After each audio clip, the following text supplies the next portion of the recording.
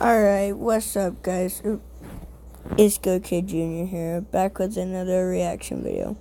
You guys really liked the last one. It had the most views out of any video. So, yeah, back with another one. And today we are going to be looking at Creepy Sleepover with a Possessed Baby Brother. Here at Sketch Your Shoe Labs, we take comfort seriously. Our scientists constantly experiment to discover the squishiest and... Okay. My best friend, who we'll call Kayla, wanted me and our other friend, who we'll call Lily, to come over for a sleepover. One of the things we did was watch a bunch of nursery rhymes for kids. I don't know why, but we were watching them anyway. One of them was about a mother cat and her kittens, and the kittens had done something naughty, and the mother cat goes, "Meow, meow, meow, meow, you shall have no pie." And Kayla stops and she goes, "Danny roams the house till like 3 a.m. singing, meow, meow, meow, meow, you shall have no pie." And Lily and I look at each other like, that's creepy. Yeah, that is. Because Kayla's little brother, Danny, is adorable, not creepy at all. So for him to be singing a song at 3 a.m. in the morning is kind of weird. So we decided to make alternate versions of what he was singing. Like, what did he say? Meow, meow, meow, meow, I just found the knife. Or what if he's singing meow, meow, meow, meow, be prepared to die.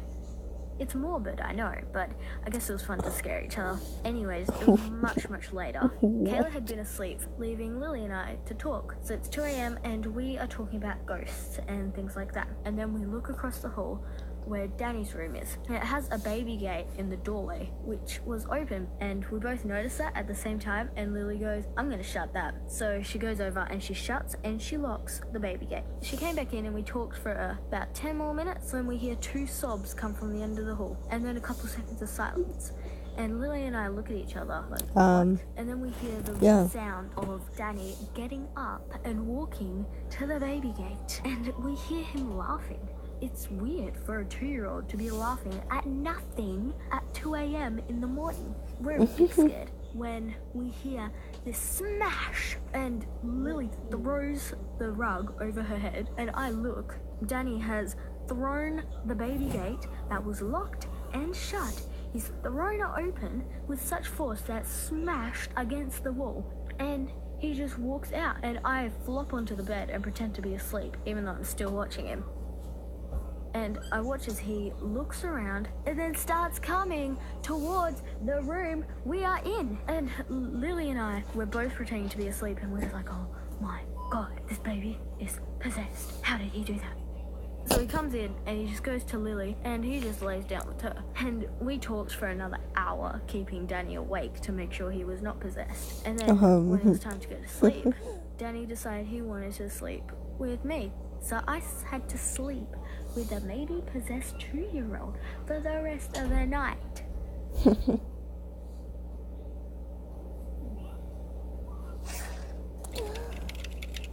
Dang.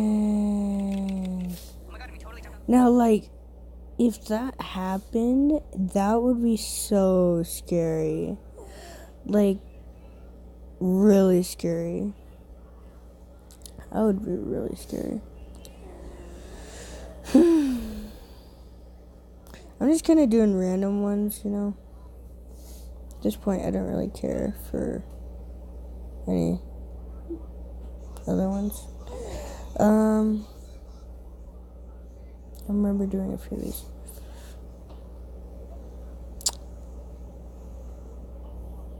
I did the bullying one, and then... Okay, so college bullying intimidated me. Okay, I can't read right now. It's 10:15 right now. Anyways, yeah, we're gonna do that one. Yeah. Oh, wait. I forgot to say this at the beginning of the video. If you do like this video, please like and subscribe. Yeah. Also, check out Story Booth as well. Very good.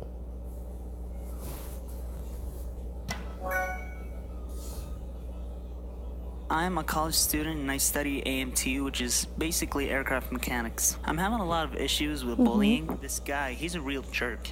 Because he keeps on scaring me every now and then, and I kept telling him to stop. This guy would hide under the table and jump out and yell, or hide behind a group of guys, and also jump out and yell when I want to go and talk to them. Or when I'm in the bathroom minding my own business, and then he slams the door and screamed as hard as he could. Gave me like a mini heart attack. I felt super scared. I decided that I had enough of this nonsense, so I started complaining about him to my college student services and management. The next day he came to me saying, "Yo, did you complain about me?" And I said, "Yeah, because I told you to stop bothering me and you didn't." And then he just said, "Okay," and just left. Like, this guy is literally heartless. Like, if surgeons gave him surgery, they will find no heart in there. When I got back to class, everyone was looking at me, telling me, "Yo, why did you complain about him? And that's not cool, and stop being a child." I was extremely intimidated to keep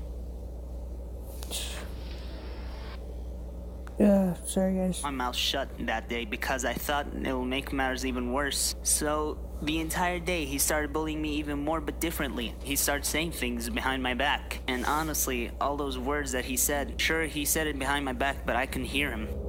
And what's worse is he's got a bunch of guys against me. The end of the day came, I was walking to my car, and these guys will follow me and started yelling a bunch of words like, "Hey loser, where are you going? Are you gonna go cry to your mommy? Is your daddy gonna take you to the park and buy you ice cream? Aw, how sad." And I get in my car, and on my way back home, I was extremely upset of what happened. I was on the verge of tears. I made it back home. I saw my grandma, she was visiting us, and I didn't want my mom and my grandma to see how upset I was. So I faked a smile, and I said, "Hi, how are you guys doing?" So I went to my room, locking myself in, thinking about what happened. And then my grandma and my mom asked me to join them in the backyard for some dessert. And they asked me, "Is everything okay? And we feel like something's bothering you." And so I told them the entire story because I felt like I need to get it out of my chest. They were shocked and I started to cry a little. But then my grandma told me in the end, those people will be begging for extra change in the sidewalk and you will be in a better position. And honestly, really made me feel better about myself. So in conclusion, Yeah, if of you're course. a bully, just stop it. Life is not worth upsetting people and just having fun ruining their days. Yeah, that's a good message. Don't bully. It's not nice. Definitely not.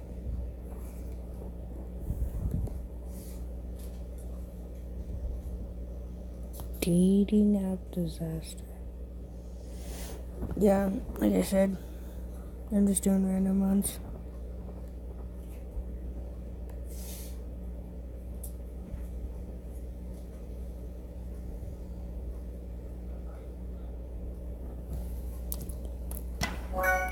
I just clicked on a random one. So, me and my friend were sitting in the gym, and it was towards the end of the year.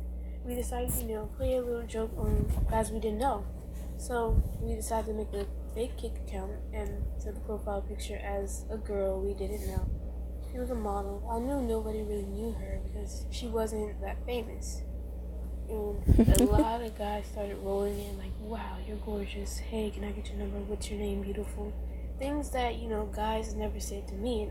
I enjoyed it, So I was like, "Hey, let's continue doing this." So we continued doing it, just playing jokes throughout the whole school day. And it was time to go home, so we just stopped. When I got home, I was like, "Hey, let me make a new account. I can get that attention," because I enjoyed the attention that I got when I was there with my friend. So I made the account, and I started talking to guys I didn't know. Started lying about my age, telling them I was 16 or 17 when I was really 13. A couple months later, my mom went through my phone and she caught the messages, and she was asking me, "Why would you do this? You are only 13. You don't need to be doing stuff like this." She yelled at me, rah, rah, Like rah. 5th grade I got year and grounded, 13? and got taken away from me.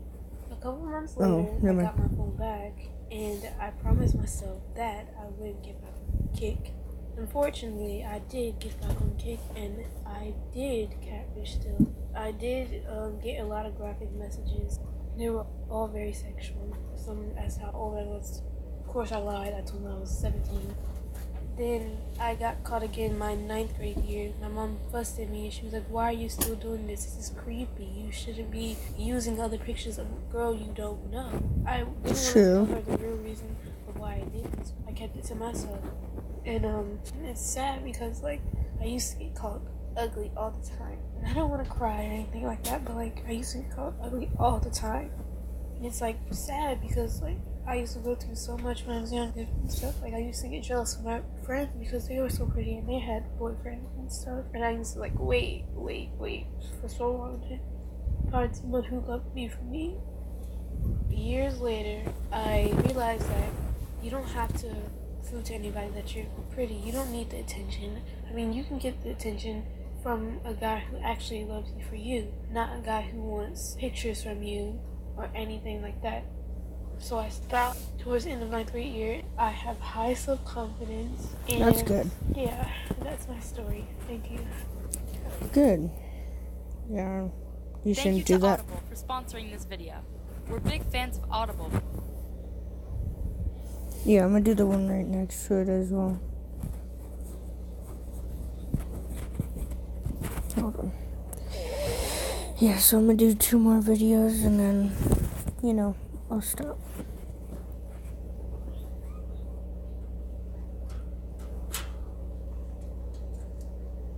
I felt inferior because I felt like for some reason I wasn't as smart as the other kids, and I always had a few struggles with just talking and being out there.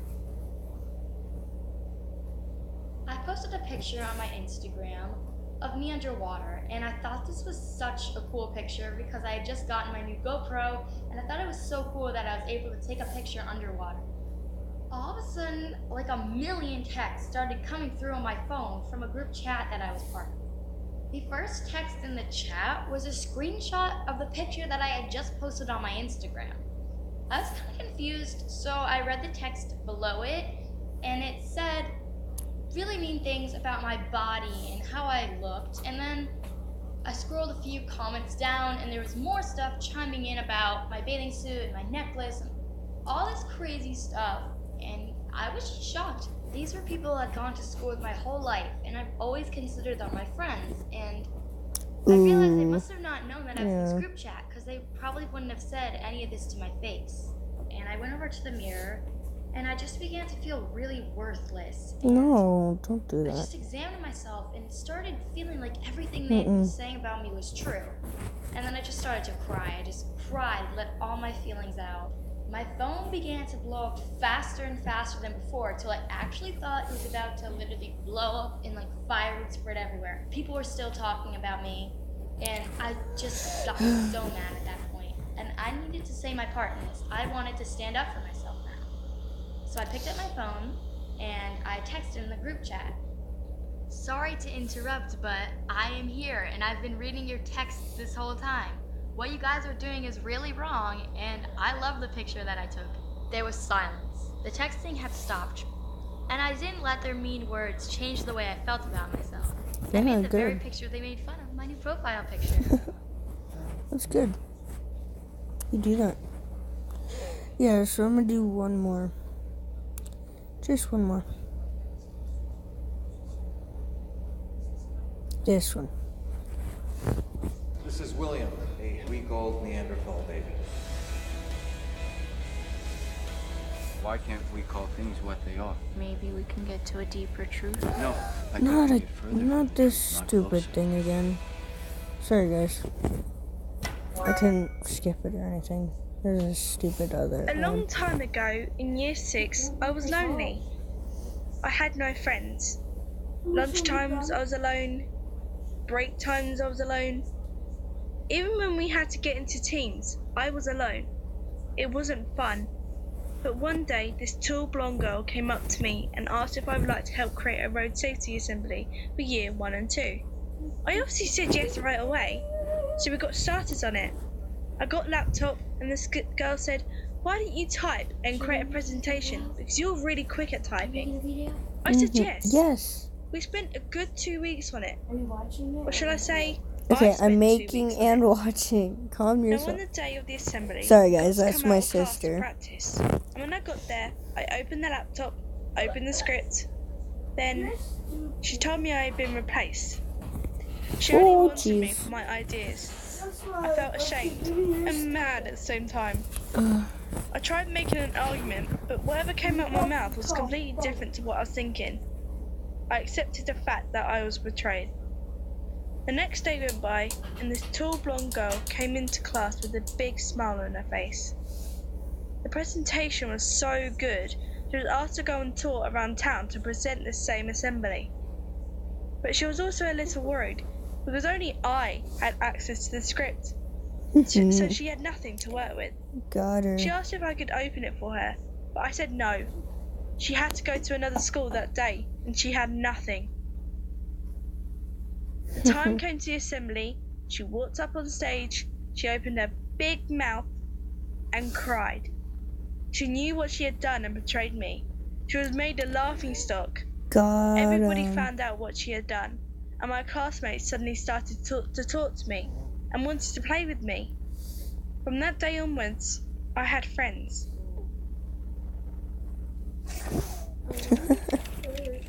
That's funny. Well, anyways, guys.